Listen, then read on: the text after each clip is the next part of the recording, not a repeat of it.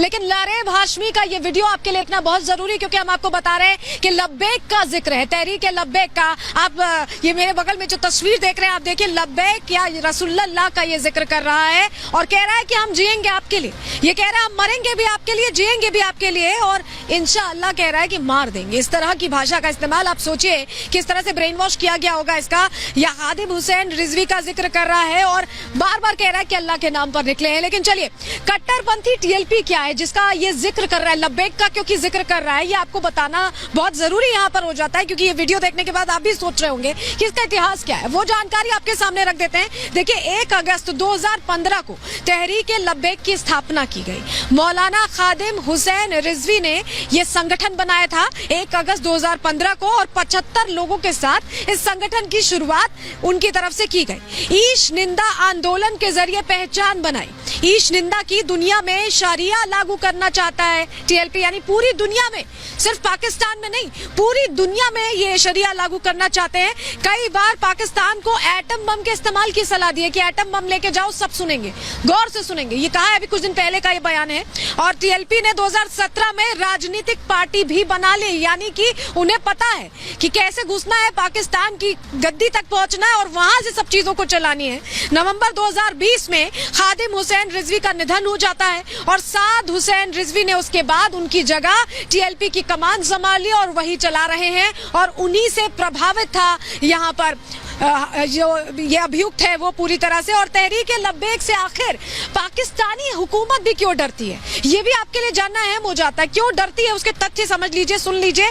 सांप्रदायिक संगठन के तौर पर इनकी शुरुआत हुई थी और पाकिस्तान में इन्होंने 8 बड़े प्रदर्शन किए थे, जिसके बाद ये चर्चा में आ गए थे। पाकिस्तानी आवाम इन्हें जानने लगी थी, पहचानने लगी थी और मानने भी लगी थी। हर प्रदर्शन के दौरान पाकिस्तान में जमकर हिंसा होती थी, जमकर तबाही होती थी। हर बार सरकार हिंसक भीड़ के आगे झुक जाती थी, इस तरह से मजबूर किया जाता था, प्रेशर बनाया जाता था कि सरकार को झुकना पड़ता था और हर बार तहरीक लब्बैक की मांग को मानना पड़ता था। इस तरह का दबाव होता था, इस तरह के हिंसक प्रदर्शन होते थे।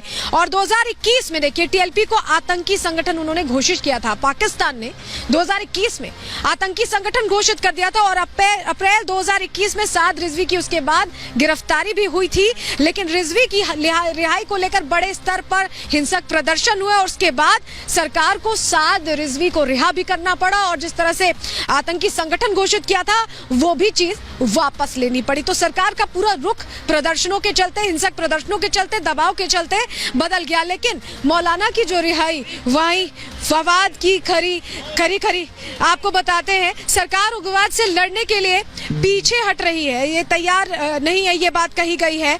टीएलपी के मामले में सरकार को पीछे हटना पड़ेगा, सरकार के मामले टीएलपी को पीछे हटना पड़ेगा। ये खुद सरकार ने माना, क्योंकि प्रदर्शन बड़े स्तर पर हो रहे थे। ये टिक टिक करते बम की ओर इशारा कर रहा है, यानी फवाद चौधरी कह रहे थे कि ये दिक्कत है और ये बड़ी दिक्कत है। और फवाद चौधरी, आपको बता दें, पाकिस्तान सरकार में मंत्री थे। कानून ना लागू करने वाले देश के अस्तित्व पर सवाल खड़ा हो रहा है। फवाद चौधरी ने पाकिस्तान जो सरकार थी, जो सत्ता में लोग बैठे हुए थे, उनको चेताया था, उनको समझाया था कि टीएलपी कितनी बड़ी दिक्कत हो सकती है, लेकिन तब किसी ने नहीं सुना। और अब टीएलपी से लोग कैसे प्रभावित हो रहे हैं, कैसे ब्रेन वॉश हो रहा है, ये हम आपको बता रहे हैं। लेकिन लारेब हाशमी किस तरह से रिजवी की आइडियोलॉजी से प्रभावित था, आप खुद सुन लीजिए कैसे बात कर रहे हैं। सुनिए लारेब हाशमी को। इस तरह वो इस्तेमाल करते हैं ना शब्दों का, वो आपने इस्तेमाल किया। तो पंजाबी बोलते हैं तो हम थोड़ा सुने थे तो वही पंजाबी बोल दी। तो मतलब उनके समर्थक एक प्रकार से मानते हैं उनको। हाँ, उनकी आइडियोलॉजी हम लोग से मिलती है। उनको फॉलो भी करते हैं क्या? सर वो बरेली हैं इसलिए फॉलो करते हैं। आपको जानते हैं?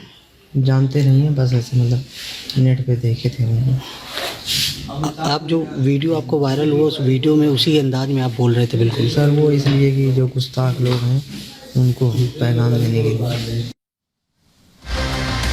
और लारेब का वार कैसे पाकिस्तान से ये प्रभावित है, पाकिस्तान से कैसे ये ओरिजिनेटेड है, अब ये जानकारी आपको बता रहे हैं। आप समझ गए होंगे कि तहरीक लब्बैक पाकिस्तान में है, वो संगठन उसी से प्रभावित था। मौलाना खादिम हुसैन रिजवी का लारेब पर बड़ा असर था। वो उनके वीडियोस देखता था और जो लैपटॉप मिला है उसमें पूरी रात रिजवी के वीडियो देखता था। लारेब ने ये खुद माना भी है। तकरीरों का लारेब के दिमाग पर असर होता, जो तकरीरें बोली जाती थी भड़काने के लिए, ब्रेन वॉश करने के लिए। अगर आप पूरे दिन वो वीडियोस वीडियोस देख रहे हैं तो आप पर असर हुआ और लारेब उसी से प्रभावित था। कंडक्टर पर हमले के बाद लब्बैक का जिक्र बार बार लारेब अपने वीडियो में कर रहा था, हमने आपको दिखाया भी। खादिम हुसैन रिजवी का भी जिक्र किया था लारेब ने, यानी वो बता रहा था कि वो उनका सच्चा अनुयायी है, उन्हीं के हिसाब से चलता है। एक बार सुनवा देते हैं पहले आपको कि किस तरह से पहले भी रिजवी ने एटम बम को लेकर भड़काने की लोगों को कोशिश की थी। सुन लीजिए पहले। एक बार बाहर निकलो, कुरान को दाएं हाथ में उठाओ और एटम बम वाले बक्से को बाएं हाथ में उठाओ और पूरी काबीना भर के स्वीडन ले जाओ और जाकर कहो कि हम कुरान के तहफ़्फ़ुज़ के लिए आए हैं। सारी कायनात की नेमतें अगर तुम्हारे पांव में ना आ गई तो खादिम हुसैन रिजवी तो अब नहीं है, लेकिन कमान किसके पास है टीएलपी की? कौन इस संगठन को चलाता है? कौन ये वीडियोस फ्लोट करता है? अब वो जानकारी आपके सामने रख देते हैं। साद हुसैन रिजवी टीएलपी की कमान फिलहाल संभाल रहे हैं। मौलाना खादिम हुसैन रिजवी का बेटा है साद हुसैन। जहरीलो बयान वो लगातार देता है, इस तरह के वीडियोस उसके भी वायरल होते हैं जो सुर्खियों में उसे बनाए रखते हैं। पाकिस्तान को हमने अभी आपको सुनवाया कैसे एटम बम के इस्तेमाल की सलाह दी जा रही थी, और ये ज्यादा पुराना वीडियो नहीं है, ये फरवरी 2023 का यानी इसी साल का वीडियो है। और आप समझिए ये भी जो सर तन से जुदा का बार बार हम उल्लेख सुनते हैं, बार बार सुनने में आता है ये बयान, ये नारा भी तहरीक लब्बैक यानी टीएलपी ने दिया था और ईश निंदा से जुड़े आंदोलन को लेकर ही इसकी पहचान बनी और इसी नारे का इस्तेमाल कर रहा था। चाहे लारेब हाशमी की बात कर ले या चाहे उदयपुर में जो कन्हैया लाल के साथ घटना हुई थी उसकी बात कर ले, लेकिन ये जो कट्टरपंथी सोच है पाकिस्तानी हुकूमत इसका साथ क्यों देती है हमेशा? क्यों इसको कुचलने का काम नहीं करती? पाकिस्तान में आतंक लगातार बनता है और बढ़ता जाता है। आतंक का पर्याय पाकिस्तान की हो गया। अब वो जानकारी आपके सामने रख देते हैं। शहबाज सरकार ने देखिए टीएलपी को क्लीन चिट दे दी। पहले हमने आपको बताया कि कैसे 2021 में बैन किया गया था, आतंकी संगठन बताया गया था, लेकिन फिर टीएलपी को क्लीन चिट किसने दी? यहाँ पर शहबाज सरकार ने दे दी। टीएलपी को शहबाज सरकार ने राजनीतिक दल मान लिया क्योंकि उन्होंने चुनावों में घुसने की कोशिश की, उसमें अपनी भागीदारी दिखाने की कोशिश की, प्रतिनिधित्व लेने की कोशिश की, तो उसे एक तरह से राजनीतिक दल मान लिया गया। आतंकी संगठन जो उस पर चस्पा किया गया था वो पोस्टर वो हटा दिया गया। आतंकी संगठन के तहत जो प्रतिबंध उस वक्त लगे थे ऐसे में शहबाज सरकार ने हटा दिए। शहबाज को चुनाव में टीएलपी से मदद की उम्मीद थी और इसी चाह में मदद की चाह में एक आतंकी संगठन को प्रमोट करने लगी शहबाज सरकार। ईश निंदा के आरोपियों को सजा देने का वादा भी किया और प्रमोट भी किया, यानी अपने फायदे के लिए आतंक को बढ़ावा शहबाज सरकार की तरफ से दिया गया है। लेकिन